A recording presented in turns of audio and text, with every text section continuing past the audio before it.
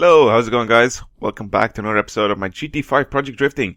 So a couple of days ago when I was playing this game, I decided to go and check out the UCD because I usually do. You know, I go ahead and see what cars are in there and I see what I can buy at the moment. And I saw a car that would have pretty good potential and, I don't know, pretty good success when I bring out the next Project Drifting episode, which is obviously right now. So I have bought the Genki or whatever. It's a HKS Silvia. That has already been tuned for drifting, so I'll show you guys the car now.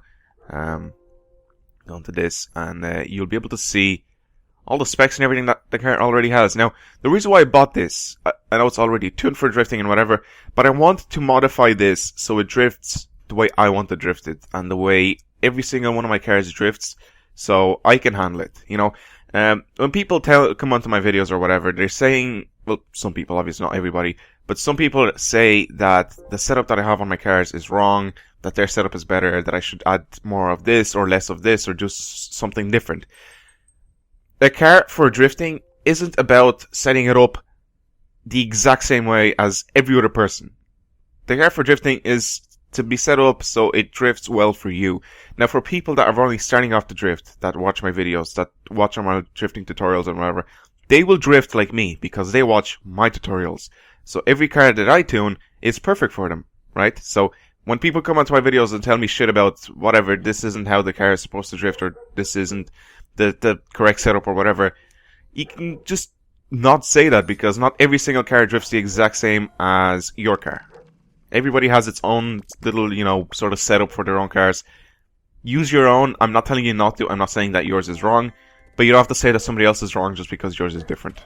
So I just want to say something before we actually start off in the episode. So anyway, it's a HKS Silvia. It already looks awesome. This is an actual drift car in real life, if somebody already doesn't know. But it has been in the D1 Grift. I was about to say in the D1 Drift or Grift Prix, in the D1 Grand Prix, and I think it was made back in 2001. I think. I'm not too sure, but obviously we can't. We can change the wheels. I'm not going to do that because those look amazing as they are. Just because it's the definition of a drift car. It's crazy and wild, and it just looks brilliant. So you can't change anything else on it. We can overhaul the engine. Apparently, because this is a quote-unquote race car, we can't do any of that because it's already tuned to the max. I think we can change the exhaust or a few things on it. I already have another one of these in my garage, so I think I've done a few changes to that one as well. But I think we could change the exhaust and a couple of things, so I don't think we're going to do that either, because changing the exhaust on one of these cars will make it sound like shit, because it's GT5 obviously. So now I'm going to go into the garage, or in the tuning shop, and I'll change pretty much as much as I can change, and then I'll go into the track setup, and then I'll show you guys what I've changed on the car. Okay, so I'll see you guys when I get there. Alright, so we're here in the setup, and I'll show you guys pretty much what I've changed. The car wasn't actually too different to the way I tune my cars, to be honest. It was a little bit different, just a tiny bit different, and I'll show you guys what I've done to this. So, obviously we swapped it from comfort soft to comfort hard tires. Brakes, haven't changed anything. Suspension, I have changed it to the way I like it. So there you go, that's the setup I put on it. It was not lowered. The springer was a little bit more springy, basically, or loose. Camber wasn't as much, it was just a little bit less. And the dampers were on 7. So that's pretty much the difference that was on the suspension. Drivetrain, brought up the initial torque to 15. And then in transmission, that's the setup in the transmission. And I'll go back to the drivetrain because I noticed I skipped over it a little bit too quick. There you go. And that's pretty much it, because it didn't let me change anything else. I did, however, add a turbo, which it didn't have. I added a high RPM turbo, and now this brings out 575 horsepower.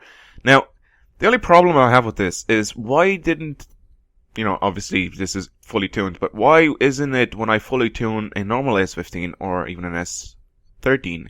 Because I remember tuning an S13 in one of my videos, and I only went up to like 370 something horsepower.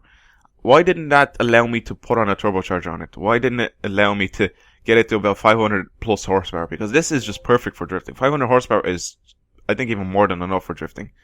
But specifically in the game, 500 horsepower is great for drifting. So let's bring this down the track, see what it handles like. We obviously know that this needs to get over 20,000 points for me to be able to give it away. If it doesn't get over 20,000 points, then I have to take it back to the garage. By the way, what I'm doing right now is I'm fixing the audio on my microphone because it's really loud. There you go. Well, the handles like it. Well, not handles, but sounds like an S15. Wow, it starts to drift even when I'm not doing anything. Like, I just gently accelerated there and it just starts to drift.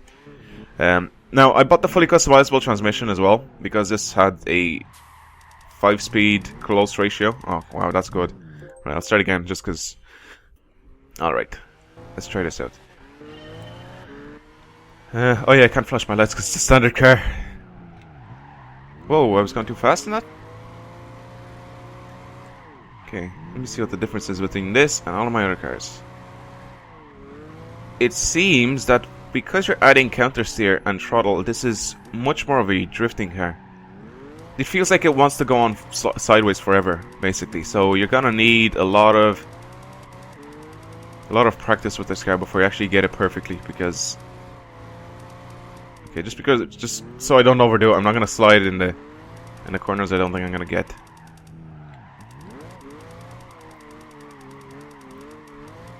It's a good car, but did you notice how it started to go wide by itself? I didn't accelerate or anything. I just kept the same amount of throttle and the same amount of steering as I did throughout the whole corner, and I wanted to go wide by itself. That's one thing that this car wants to do. It's go like properly wide.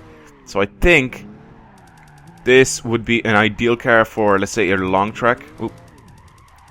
A track that you're gonna have to drift on for ages. For example, the Cape Ring. The Cape Ring has some really long corners.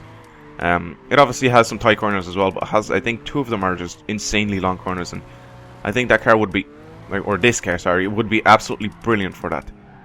It will go on and on and on sideways. So that's a good thing, I'm guessing, because it's a drift car and it's supposed to go sideways all the time. But it's good. It is. It's really good car for drifting. The setup is actually just perfect for this car. It just wants to go on forever, as I said. Also, another thing that I have noticed by this car is that I'm going in the corners too fast, because I'm usually used to my cars, and I let my cars pretty much slide into the corner, then I start accelerating and doing all that stuff. So this car doesn't really work the same. It wants to keep going sideways forever, and you're gonna have to try and control it, because if you do anything different, it's gonna go bite your ass.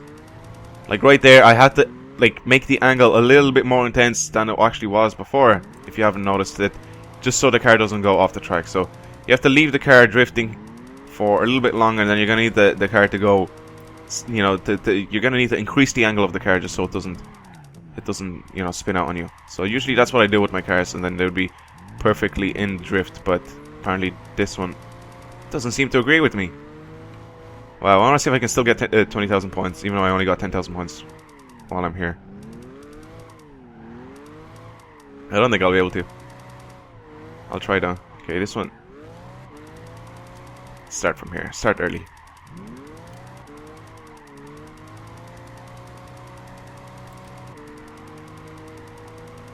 No, I'm not.